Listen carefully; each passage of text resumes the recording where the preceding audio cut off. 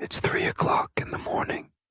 The city outside is silent, the kind of silence that feels heavy, almost unnatural. Eli sits in his dimly lit apartment, surrounded by the familiar clutter of books, dishes, and the hum of a fridge that's seen better days. He's lived here for 6 months, tucked away on the 4th floor of an aging building that creaks and sighs with every change in temperature. The paint peels from the corners of the ceiling, and the floorboards groan beneath his feet. It's not perfect, but it's home. At least, it was. That's when it happens. Soft, deliberate. Knock, knock, knock. Each sound is spaced evenly, almost mechanically echoing through the thin walls. Eli freezes. He glances at the clock on his nightstand. The glowing red digits read 3 a.m. The timing is uncanny. The knocks are too precise, too intentional to be the usual noises that come with old buildings. He waits, holding his breath, listening for footsteps, whispers, anything that might explain the sound. But all he hears is the frantic drumming of his own heart. He approaches the door cautiously, peering through the peephole. The hallway is empty, the shadows long and undisturbed. No one stands outside. He unlocks the door just to be sure. There's nothing, no one. The corridor is silent, the dim bulbs overhead flickering slightly, casting an uneasy pallor. Eli closes the door, wondering if he's just tired, maybe imagining things. But deep down, he knows he isn't. The next night, at exactly 3 a.m, it happens again. This time, Eli's awake, waiting. The 3 knocks ring out, but they're not coming from the door. He listens, narrowing his eyes, following the sound. It's coming from the wall, not the thin partition separating his apartment from the next, but the solid, cold expanse of concrete that should open to nothing but the building's skeleton. He presses his ear to the surface, the chill seeping into his skin. The wall is silent now. He decides to test it. He raises his hand and raps on the wall once, twice, 3 times. He waits, holding his breath, hoping for a response or maybe dreading one. There's nothing. No returning knock. Instead, a faint, almost imperceptible sound. Breathing. It's slow, rasping, as if someone or something lurks just beyond the concrete, exhaling in time with his own quickening pulse. Eli steps back, his skin prickling with unease. The pattern continues, night after night. 3 knocks, always at 3 on the dot, always from the same spot on the wall. Eli tries to ignore it, telling himself there must be some logical explanation. Pipes, maybe, or the old building settling. But the timing, the precision, make it impossible to dismiss. Sleep becomes elusive. Each night spent waiting for the inevitable sound. His nerves stretched thinner with each passing hour. His curiosity, tinged with fear, begins to consume him. He becomes obsessed, unable to let it go. He scours online forums, looking for stories of mysterious knocks, haunted apartments, anything that might make sense of what's happening. The answers are always the same. Ignore it. Don't answer. Don't investigate. But Eli can't help himself.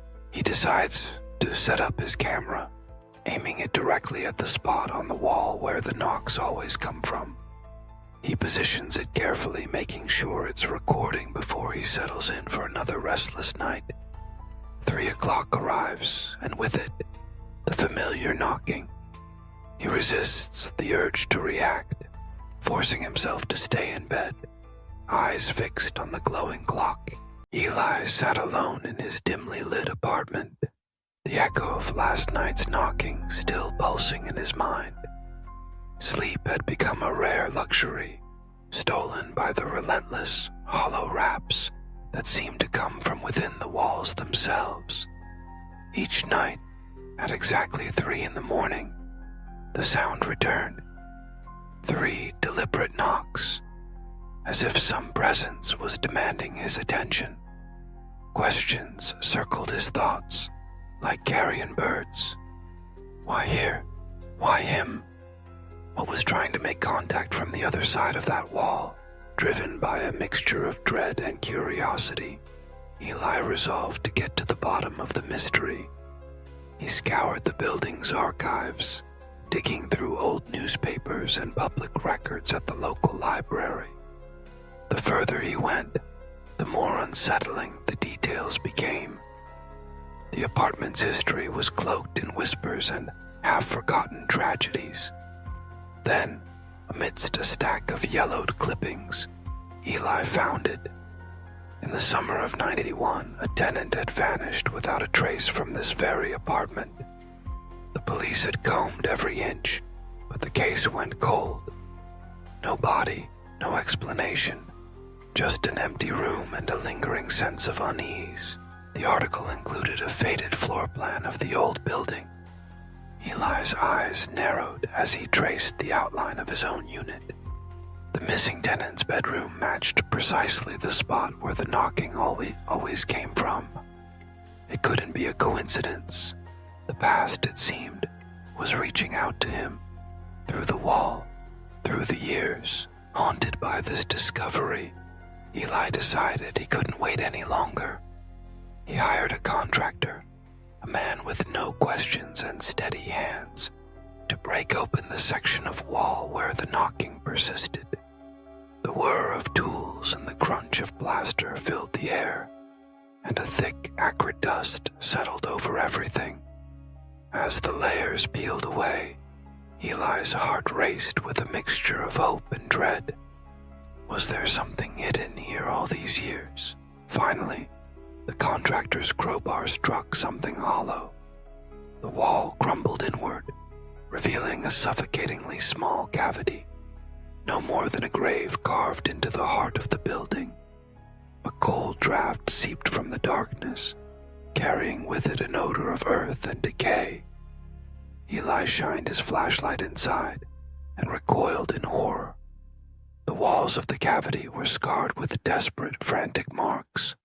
Fingernails dragged again and again through the plaster, as if someone had tried to claw their way out. Each groove told a silent story of terror and hopelessness. Stunned, Eli raised his phone and began to record, hoping to capture some evidence, anything that might explain the knocking.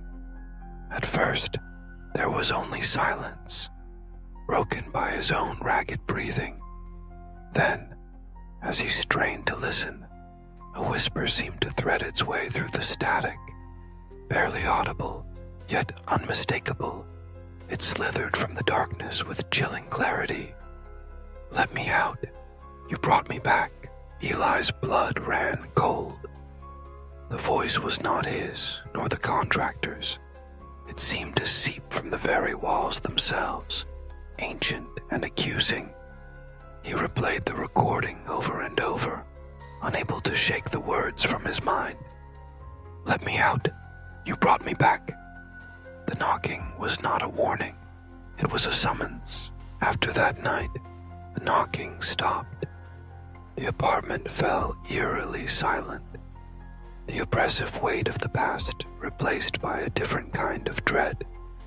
For the first time in weeks, Eli slept without interruption, but his dreams were invaded by something new. In the quiet hours after midnight, he would jolt awake to a strange compulsion, a need to reach out and touch the wall.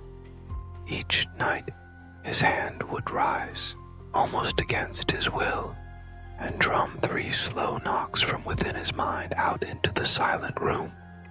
The sound reverberated through his skull, echoing in the emptiness. Eli tried to resist, but the urge grew stronger. during the day, he would catch himself drifting into a trance, fingers twitching as if remembering a secret rhythm. At night, the compulsion became unbearable, and he found himself kneeling by the wall, pressing his forehead against the cold plaster.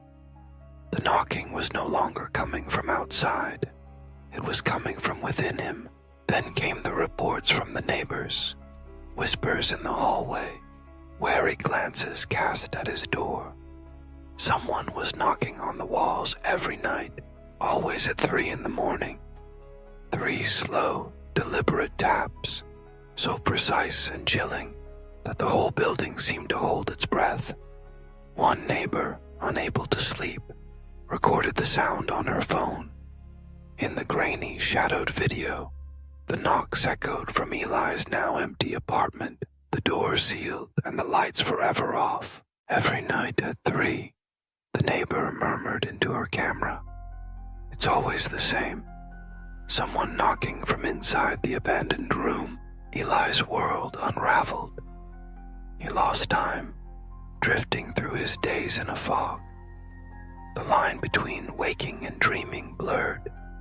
He saw things moving in the corners of his vision, fleeting shadows, hands reaching from the walls. His thoughts were no longer his own.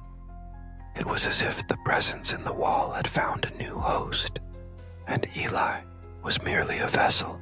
The last anyone saw of Eli, he was in a stark, white room, his hands bound to the chair, his eyes fixed unwaveringly on the wall before him. The doctor spoke in hushed tones, unable to explain his condition. He never slept. He barely ate. He simply stared at the wall, lips moving in silent conversation with something only he could see. And then, one night as the clock struck 3, Eli's voice broke the silence. His words were not a plea, but a warning, spoken in a voice that was both his and not his. It's not knocking to come in, it knocks so you'll listen. Some things are not meant to be understood. Some doors, once opened, can never be closed. The knocking may have stopped for Eli, but in the quiet hours of the night, the sound still echoes through the building, a reminder that the past is never truly buried and the knock never ends.